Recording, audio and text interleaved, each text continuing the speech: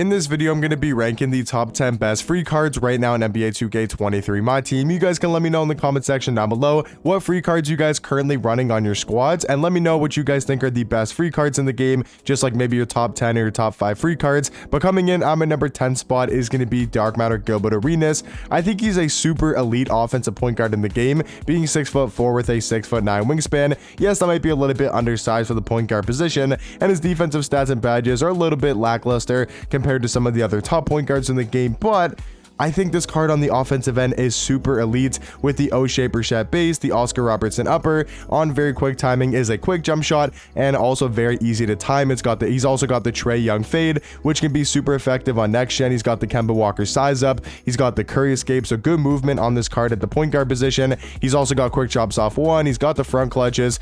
All around, just a great scorer on the offensive end. Just all around a top 10 free card in the game, in my opinion. At the number 9 spot, number 9 and number 8 is going to be very close. I have number 9 Billy Knight and number 9 Billy Knight and number 8 Mike Bantam.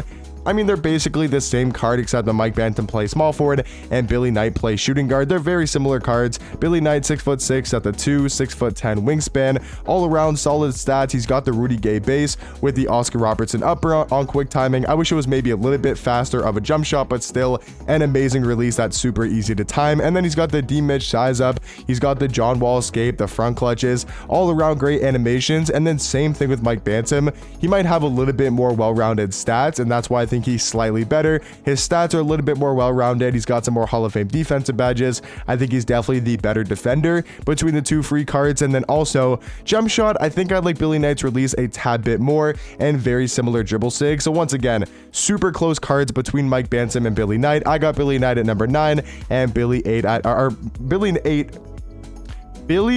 Knight at number 9, and I have Mike Bantam at number 8. Thank you for speaking English, Evan. At the number 7 spot, though, is going to be Dark Matter Malik Sealy.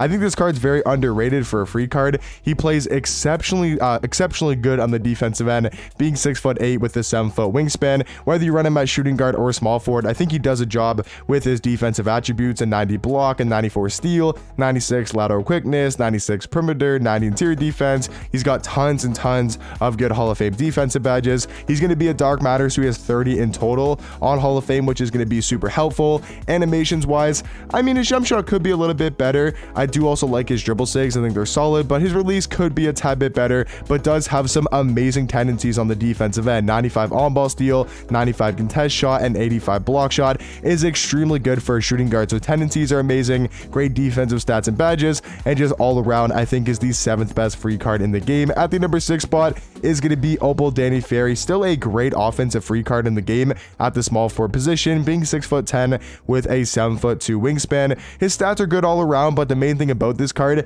is going to be his jump shot and how fast of a release it is, having the O-shape Brissette base, which is one of the faster bases in the game, and the Carmelo Anthony upper, on very quick timing, is such a quick jump shot that I feel like is also very easy to time once you get used to. And then he's got the Trae fade, he's got the De'Aaron Fox size up, Curry escape, so he's going to have great movement on the card. He can drive to the basket, shoot the fades. He's got the quick drops off one. He's got the front clutches. All around a great offensive free card in the game. Now at the number 5 spot, I think once again, it's really close between Purvis Ellison and Danny Ferry, and it just kind of comes down to preference. For me personally, I like Purvis Ellison a little bit more for the defense he does provide. I think he's a slightly better defender than Danny Ferry, having a 94 block, 95 steal, 93 perimeter with a 94 interior defense. So I would say Purvis is a decent amount better on the defensive end.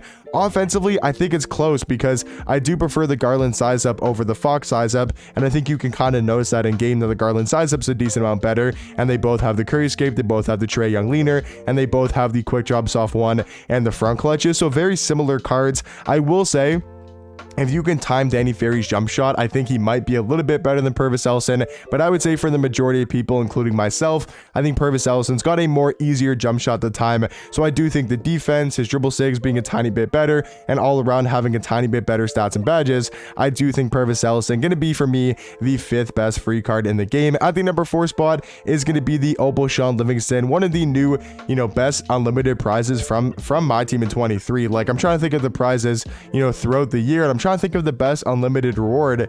And is he the best prize we've gotten from Unlimited, as a player card? I think so, because they started off the year not actually giving out player cards. I think last season was Alex English. Season 4, I can't even remember who was in there. I don't think it was a great card at all. I think that was DeMar DeRozan.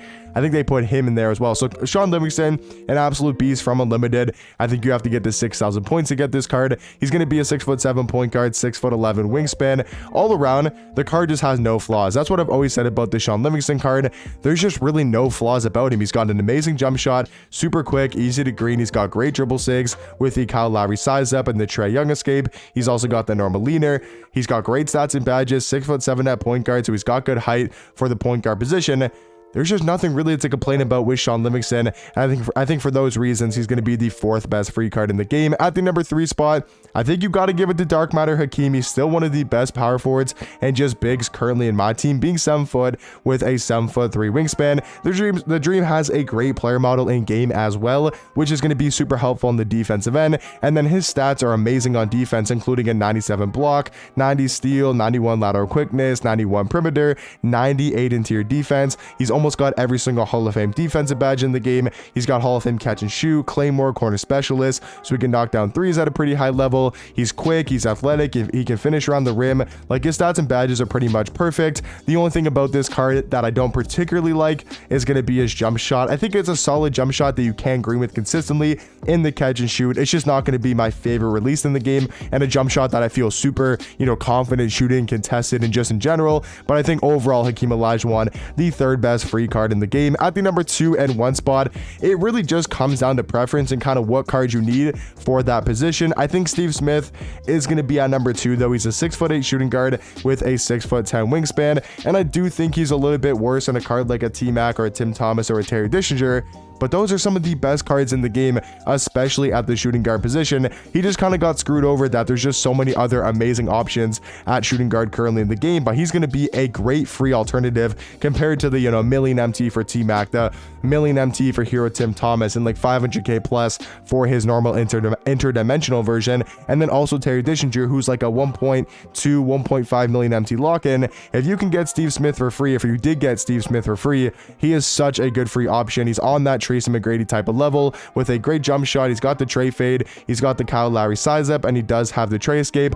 I think for me personally, though, I think the best free card in the game right now is the Dark Matter Lonzo Mourning.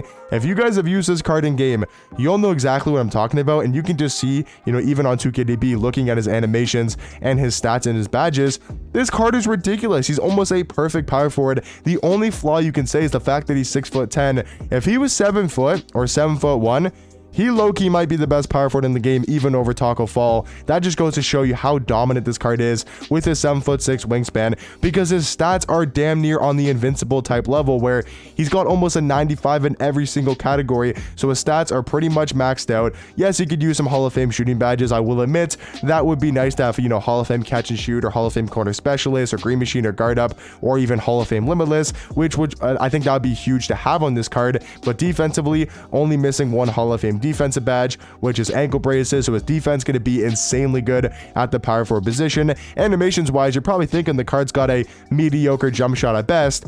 They gave him the John Wall base, which is on James Worthy, Dr. J, John Wall, of course. So it's a good base. And then he's got the Rudy Gay upper, we all know is one of the better uppers in the game, on very quick timing. So he's got an amazing jump shot. He's got the normal fade. He's got the MJ dribble style. He's going to move like a guard with a D-Mitch size up and the Trae escape. He's also got the Dame behind the back. He's got the quick drops off one. He's got great dunk packages. And then also a 97 contest shot and a 97 block shot. So great defensive tendencies as well for Lonzo Mourning. Once again, I think it's really close between him and Steve Smith for the number 1 spot. If you wanted to put Steve Smith at number 1, I think that is definitely fair to say so. But for me personally, I think Alonzo Mourning is slightly better for his position, being the 2nd best power forward in the game, where Steve Smith is probably the 4th best shooting guard. But let me know in the comment section down below, what do you guys think about my top 10 free cards? And like I said earlier in the video, let me know in the comment section down below what free cards you guys currently running on your squad, and I'll catch you guys in the next one. Peace.